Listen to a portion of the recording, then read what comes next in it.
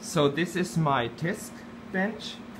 What we have now is one of those measurement devices. I just call them Enraf. I think that's their real name. These are tank gauge systems. They work in a way that they have a weight and a very, very tiny string which is let down into the tank and measures the fluid level. So this system, I can show you from the back, has a spool. You can turn it.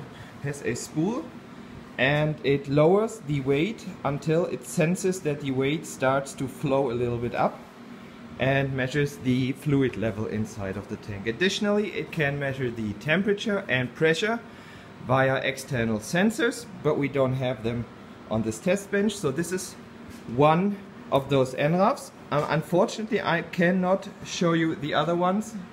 I'm not allowed to take the camera outdoors, and I cannot show you my tank farm. But what I can do is, I have this Google picture. So this is where we are right now, somewhere around here in this little building.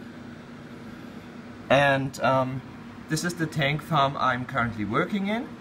Each one of those small tanks has 2 Enrafs on top of them, and these ones, these bigger ones, have 1. I think it's 52 Enrafs in the entire tank farm, and all of those signals from each and every Enraf go via one of those cables inside this room.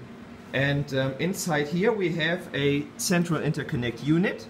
This is not the central interconnect unit which is responsible for all those. Our real central interconnect unit is located somewhere around, but I cannot show you because this is confidential information. Confidential information. But I have this test bench to show you how it works. Now the MacBook is just here for the Google picture. Now basically you have this unit, and from this unit it would go to a central management system that takes all the data coming from every Enraf and shows it to the people working in the farm, so that they know all the fluid levels in every tank in the tank farm and so on. Oh, I can show you something else. I have this Enraf pad here. So usually if you want to do anything measurement related, if you want to change settings, if you want to read or erase the errors inside of one of these, what you would have to do is you would physically have to walk up the tank, plug this in, and then you have a small LCD display, and then you could, the battery is low right now, but you could enter some codes to read and write data from this device. Now that would mean, of course, you would have to go up each and every tank in the entire tank farm. This might even be a problem if it's raining, because in the field there are weather protection masks above this, and you would have to take this off in order to reach these diagnostic plugs, which is not good if you do it in the rain. Well, at least sometimes. So this is really, really heavy, and this is not something you would want to do. For example, if your boss tells you to check some setting on every tank in your tank farm, this means you would have to walk up each and every tank, plug this into each and every tank, read the setting you want to know, and check it maybe, and this would take you, I just said it, it's 52 Enrafs in the entire tank farm. This would take you maybe a week, maybe 2 weeks, just to walk up each and every one of these. These are about, I don't know, 25, 30 meters, I don't know exactly. These may be 20 meters. So this is exhausting, and this is very complicated, and you wouldn't want to do this with every tank. So I invented something. This has been developed for maybe one and a half, maybe 2 years now. So what you do now is you have these tanks, you have your central unit, and you plug this in. Now this is my very own development unit. It just plugs into the back. There's a long cable. It just plugs into the back of your central interconnect unit, and you only have to have this one time. Now what you can do now is, I hope I can manage this with two cell phones. So now what you can do now is you have this application, and you can now search for this Enraf terminal. This has Bluetooth inside. So I'm now scanning for it. It already shows as Enraf Bluetooth, so I'm connecting to it. And now I can do everything I usually would only be able to do via this pad from my iPhone. So now, first thing I could do is scan the entire bus for available devices, because usually you would have, in my case, 52 of these and just one of these in the central room, and you have to know, but these are all on the same data bus. So if you have, for example, 10 of these, they would all be in parallel on this bus, and you need to know the data bus address of the specific Enraf you want to work with. So you can just type scan, and what happens now is that the application looks for available devices in the field. You can see this, the receive and transmit LEDs are working, and it now shows you all the addresses. There are 99 addresses where Enrafs could be located, so it'll take maybe 30 seconds to scan every address available, and then it will show you all the Enrafs that are currently located on the data bus. There you go. As you can see now, there is one found, of course, because I only have one on my test bench. There is one has been found with the address 20. So now I can say connect to the device with the address 20. Saved. Now what I can do now is everything I would usually only be able to do in the field with the pad. For example, I don't know if you can see this, I could make the Enraf pull up the weight. LT is the command, that's lock test, which means it will pull up the weight until it goes to lock position. Lock position is usually the highest position possible in a given containment. Now I write LT, the Enraf responds with 120 BZLT, which is basically a way of telling it, telling me that the command has been received successfully, and you can see the weight is being pulled up now. You can also see there's a small LCD display in the front. It shows the current height.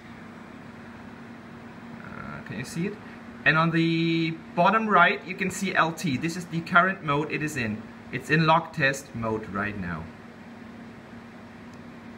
So I can now say, for example, UN. UN means unlock. If I'm in lock test, I have to unlock it, which means the weight will go down until it senses something stopping it, which is, in our case, it will be the ground. Outside in the field, it would be the fluid level. So I say UN. Now watch what happens.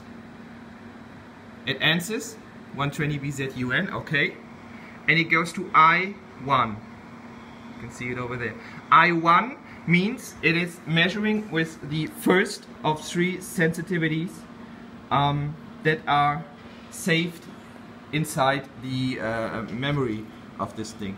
This is a little bit complicated and I don't want to explain it right now, but what else can we do? We can now, for example, this thing has a built-in alarm. So that means you can program it to give you an alarm if a specific level is over or under.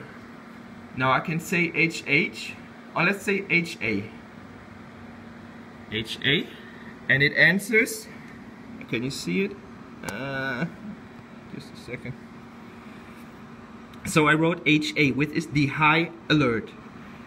So that means if the fluid level goes over 8.4000 meters, I think it is, there would be a high alert given to you or the tank farm management system via this Enraf. So you can, what we've done up until this point is we have just remote controlled the Enraf, and let's now change a setting. So let's change the high alert setting. Let's just say we want a high alert at 1 meter. So what you can do now, first of all, oh no, let me show you something else first.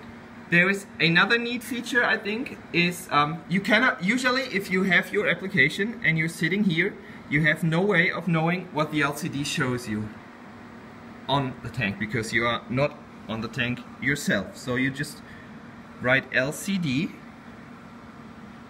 and then you get back 2 rows. Rows 1 shows 000.002,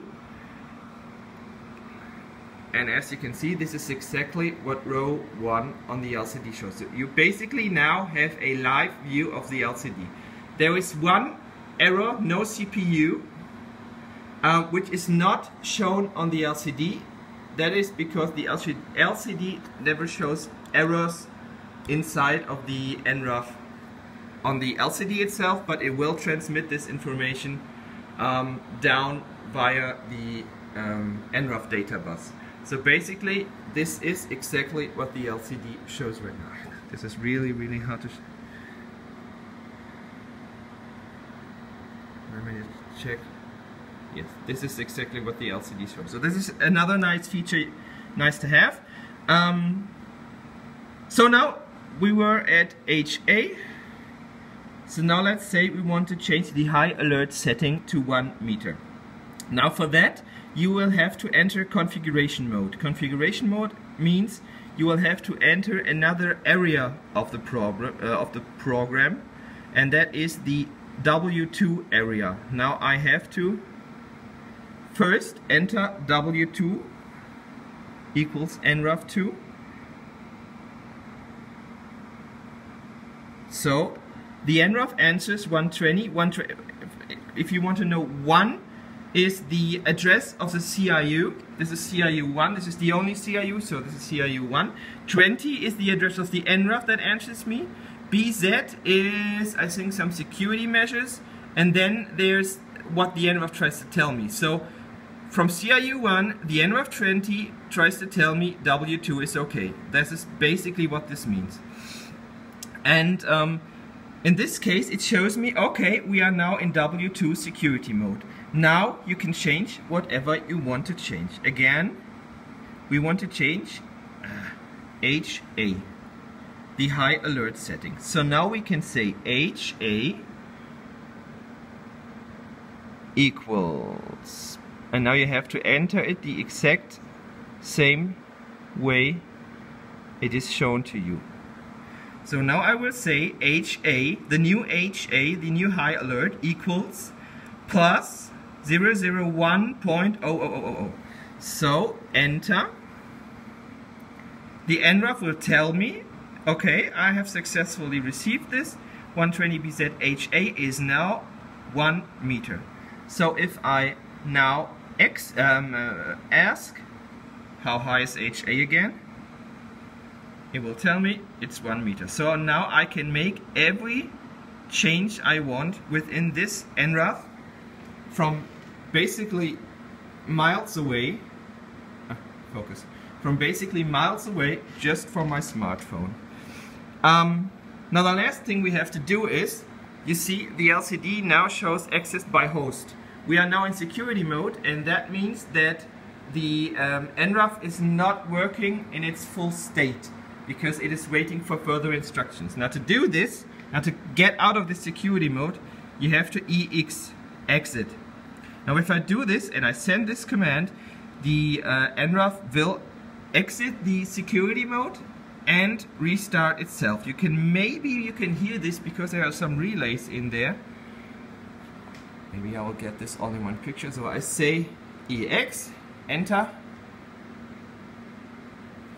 and now you can see software version A4.1 initializing. So this is restarting all over again, and the new settings will be, let's see, HA, the new settings will be inside. So you can, basically this big chunky thing you can only use via direct connection is now on your smartphone. And for me, I'm working here for about 13 years now, and for me this is really a great help because everything is faster, everything can be done from here.